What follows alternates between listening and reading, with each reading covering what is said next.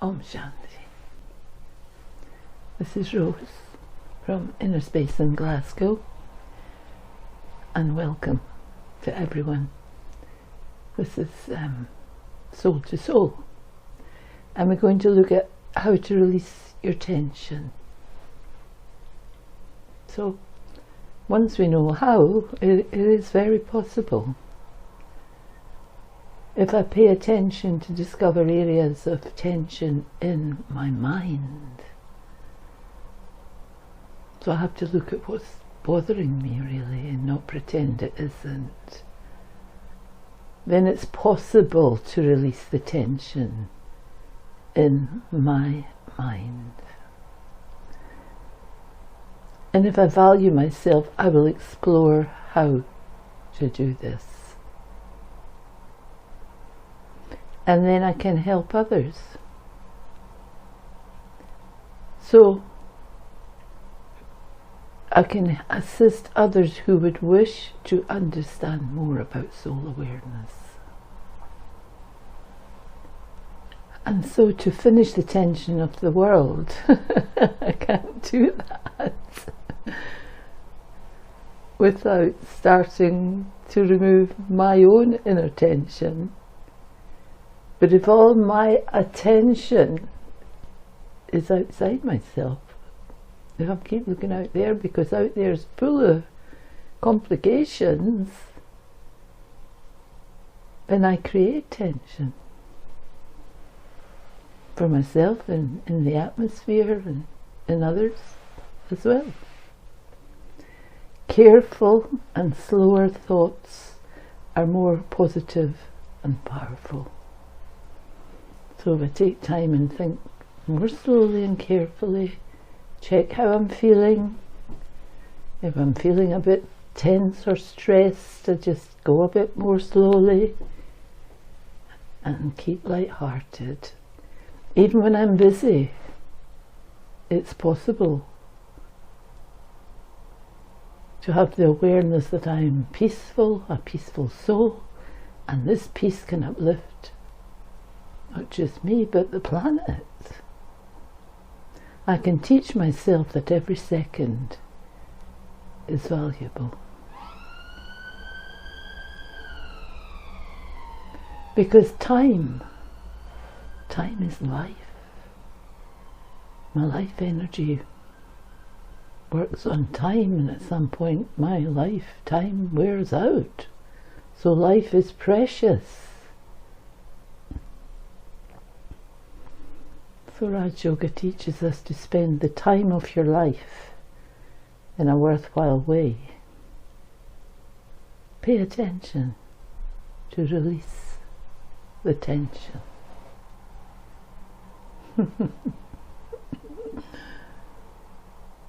So if you're free of tension, you can create a beautiful atmosphere which can uplift many souls and help the world, the whole planet. And for this we practice meditation, and for meditation we look at thinking about the one above. And just speaking to someone the other day who was following a completely different path and said something really, really wise, touched my heart. This person's very, very religious minded. And he said that someone had said to him, "Do you believe in God?" And he said to him, he put up 2 fingers and said, "Well, one is you either believe or you don't believe." Now, if you say you don't believe, and actually God is real, where has that got you? But if you feel you believe, and you encourage yourself to believe, and it's true, then you've done something quite good for yourself. But if you say, I don't believe, it's never, it hasn't actually taken you anywhere, has it? You've actually lost something if it turned out that it was true. So I thought that was really clever. And I thought about it ever since. I thought, it's so simple. Two things, you either believe or you don't believe. So there's no harm in teaching yourself to believe, or hedge your bets, or have a good look at what you might lose if you don't believe. I thought that was very clever. So in Raj Yoga, we focus on the one above, the point of light, the Father of all souls, Shiv Baba, the divine. And we also look at ourselves as light, and we do our best to see others as souls, also as light. And therefore we're all coming from the same page. And then whatever differences we have, that's fine, we're all different. We're a variety of differences. But within our differences, we're coming from the same page, if that makes sense. I'm a soul, everyone else is a soul, but everyone's different. And we're entitled to be different. We are different. We can't make ourselves any different from being different, if you see what I'm saying. But if we see that there's one that holds, that's the glue that holds everything together, that's the one Father of all souls, I can feel a safety and a security, especially if I look and see a whole load of complications that are happening out there. So either I believe or I'll go into complications. So I've got two choices there as well. I either feel a safety and a peacefulness, or I say I don't believe any of that, I'll go into complications and have a really hard time and get stress. We have a choice. Okay, time is precious, life is precious, and time is life, it's our life energy, and time is valuable. Om Shanti. You say something about increasingly awareness. What I find on the journey is that I can busy myself to distract myself, and then I reach a point where I become more like I can't ignore the tension that's still there that needs sorted out, but it seems to just be like step after step. I think I've sorted out tension, and then keep going, and then there's another layer of tension, there's another layer of things to uncover.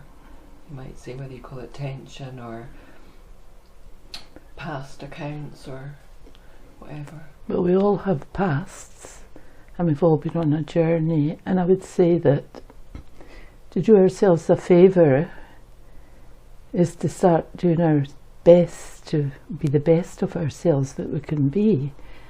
And either I want to give myself a really hard time and a complicated time, and some people like that actually, and they like to be so different that they hurt themselves dramatically, because life, even out with this, it's a family affair, and you wouldn't like to deliberately cause hassle in your family. Yeah, hassle will come because you're all different and complications come up, but you like to feel when everything's okay in the family as best it can be. So if you see the world as a family,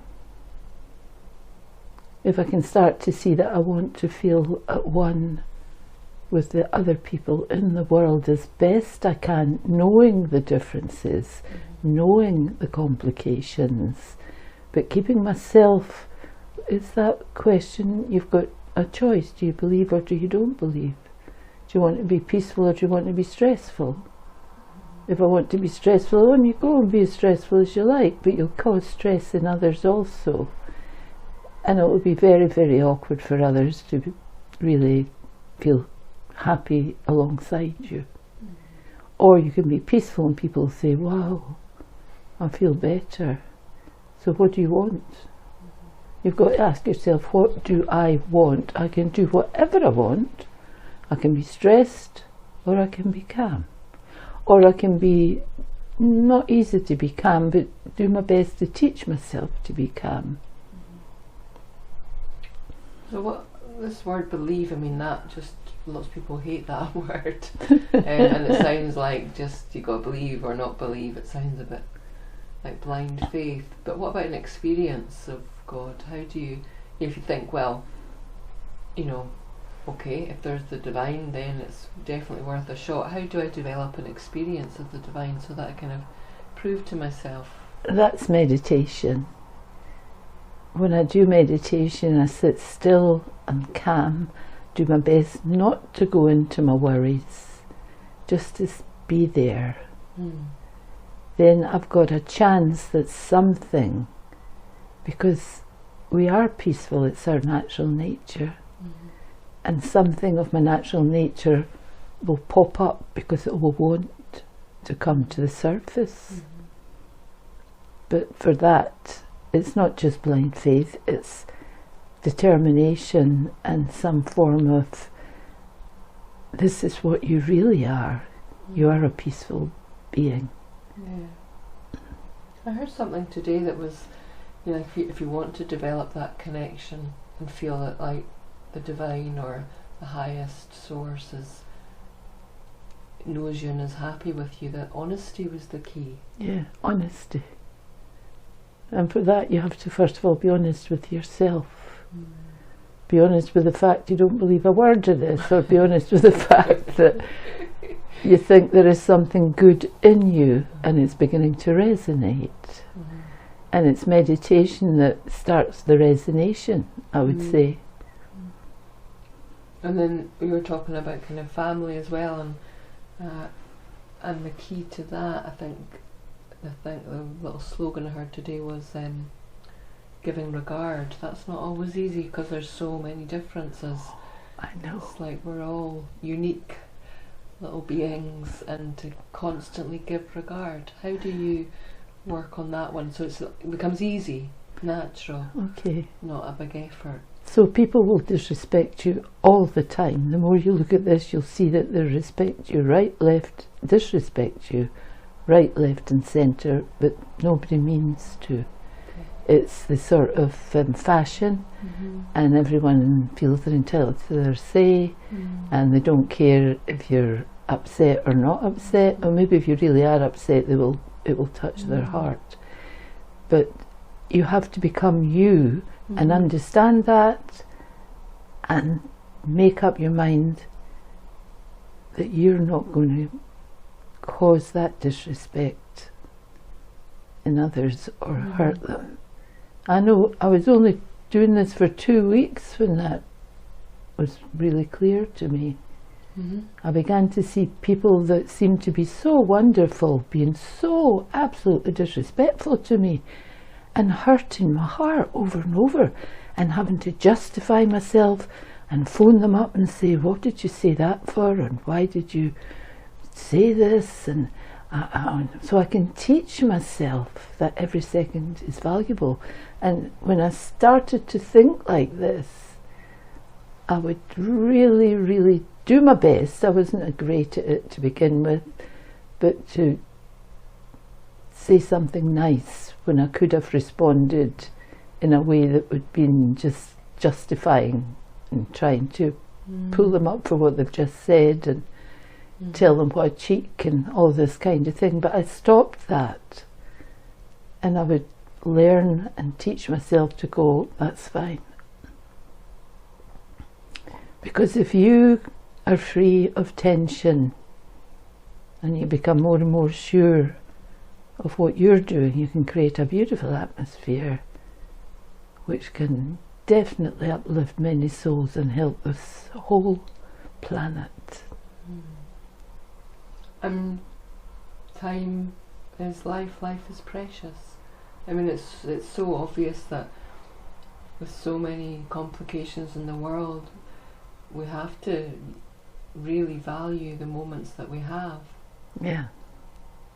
Well, we never know when something's going to happen, and you'll say, I wish I had. or I wish I hadn't. If only I had said something nice. And then you'll regret it. And what can you do? Nothing. So time is life, and we don't know what's in front. And so to treat everything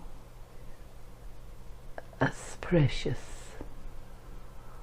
And you said as well not to give yourself a hard time, like it starts with how I treat myself.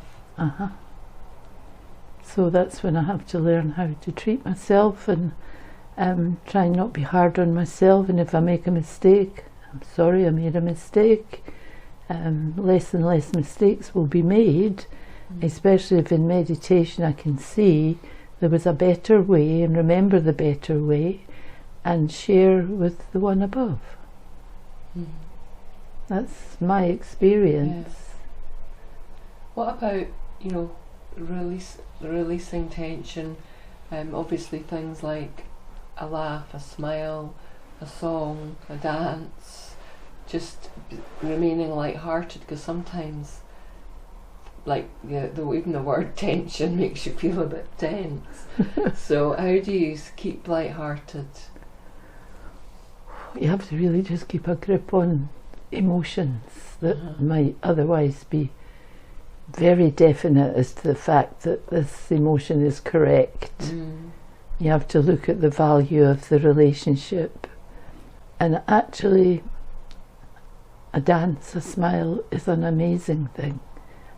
Dance just means sort of moving around and having a bit of fun. It doesn't mean being a ballet dancer or anything like that, but just being light-hearted, and then you become more light-hearted, and then whoever you're with can become more light-hearted, and then the whole situation is changed. And the tension has dissolved. That's my experience. But you can go down the hard way and go, and you see, we have such a personality of wanting to punish or prove we're right. Just prove, look what I said, I told you this was right. And all this kind of stuff. You have to let go of that actually and look for the best outcome, which is lightness, whether I was right or wrong. I do my best to just keep the atmosphere light-hearted, keep myself straight, and go with it. Lovely. Okay. Om Shanti. So we're going to finish with a minute of meditation. So we just sit in an upright position and bring our attention to the center of the forehead.